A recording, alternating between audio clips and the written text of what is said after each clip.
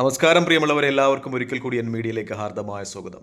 Israeli പ്രധാനമന്ത്രി Benjamin Netanyahu ഇസ്രായേലിൽ നിന്ന് ഹമാസ് തട്ടിക്കൊണ്ടുപോയ ബന്ദികളുടെ മോചനത്തിന് ഫലസ്തീനികളുടെ സഹായം അഭ്യർത്ഥിച്ചിരിക്കുകയാണ്.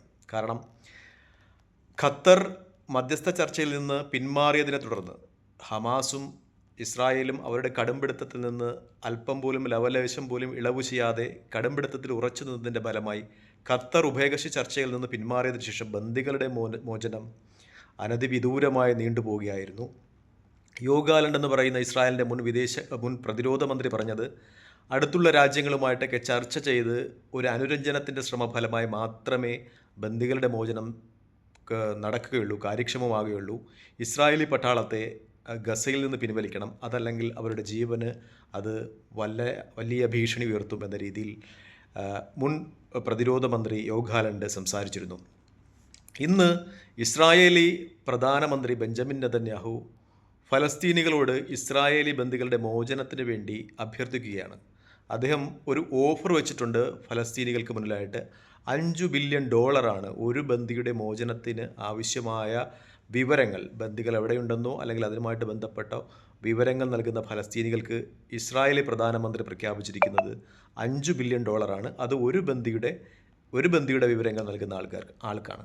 മറ്റൊന്നുകൂടിയുണ്ട്, അദ്ദേഹം ഓഫർ ചെയ്യുന്നുണ്ട്, ഗസയിൽ നിന്ന് പുറത്ത് കിടക്കുക എന്ന് വെച്ചാൽ ഇസ്രായേലിലോ ഏതെങ്കിലും രാജ്യത്തോ സുരക്ഷിതമായി കഴിയുന്നതിന് അവർക്ക് സഹായമൊരുക്കും. കാരണം ബന്ദികളെ പറ്റി ഒരു റിപ്പോർട്ട് കൊടുത്തു കഴിഞ്ഞാൽ പിന്നെ ഹമാസിൻ്റെ ഭാഗത്തു നിന്നൊക്കെ ആക്രമണം ഉണ്ടാകും, വരെ കൊലപ്പെടുത്തുവാനൊക്കെ ശ്രമം ഉണ്ടാകും എന്നതിൻ്റെ പേരിലാണ് അദ്ദേഹം $5 ബില്യൺ ഓഫർ ചെയ്യുന്നതിനോടൊപ്പം തന്നെ ഗസയിൽ നിന്ന് പുറത്ത് കിടക്കുവാൻ അനുവദിക്കും എന്നൊക്കെയുള്ള ഒരു പ്രോത്സാഹനം അല്ലെങ്കിൽ ഒരു നിർദ്ദേശം കൂടി ഗസയിലെ ആളുകൾക്ക് നൽകുന്നത്.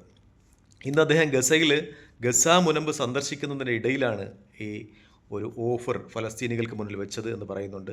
അദ്ദേഹത്തോടൊപ്പം ബെഞ്ചമിൻ നെതന്യാഹുവിനോടൊപ്പം ഹർസി ഹലേവി എന്ന് പറയുന്ന IDFൻ്റെ നേതാവ്, ഇസ്രായേലി ഹഡ് എന്ന് പറയുന്ന പുതിയ പ്രതിരോധ മന്ത്രി എന്നിവരും ഇസ്രായേലിൻ്റെ ഗസയിലെ അധിനിവേശ പ്രദേശങ്ങൾ സന്ദർശിച്ചു എന്ന റിപ്പോർട്ടുകളുണ്ട്. അദ്ദേഹം പറയുന്നത് ഗസയിൽ ഉടനെ തന്നെ ഭരണമാറ്റം അല്ലെങ്കിൽ ഇസ്രായേലിൻ്റെ നേതൃത്വത്തിൽ അവിടെ ഒരു ഭരണമാറ്റമുണ്ടാകുകയും ഹമാസിനെ തുടർന്നുള്ള ഭരണ സംവിധാനത്തിൽ നിന്ന് മാറ്റി നിർത്തും എന്നാണ് പറയുന്നത്. പക്ഷേ അതെത്രത്തോളം പ്രായോഗികമാണെന്നറിയില്ല. ഇപ്പോഴും ശക്തമായ പ്രതിരോധ പ്രവർത്തനങ്ങൾ ഇസ്രായേലിൻ്റെ ഭാഗത്തു നിന്നുണ്ട്. എന്തായാലും അദ്ദേഹത്തിൻ്റെ ഈ നിർദ്ദേശം $5 ബില്യൺ ഒരു ബന്ദിക്ക് എന്ന രീതിയിൽ ഫലസ്തീനികൾക്ക് മുന്നിൽ വയ്ക്കുന്നത് അത്രത്തോളം അവർ ഏറ്റെടുക്കും എന്നറിയില്ല. കാരണം ഫലസ്തീനികൾ അവരുടെ സ്വാതന്ത്ര്യ സമര പോരാട്ടത്തിൻ്റെ ഏറ്റവും ഉച്ചസ്ഥായി നിൽക്കുന്ന ഒരു സന്ദർഭമാണ്.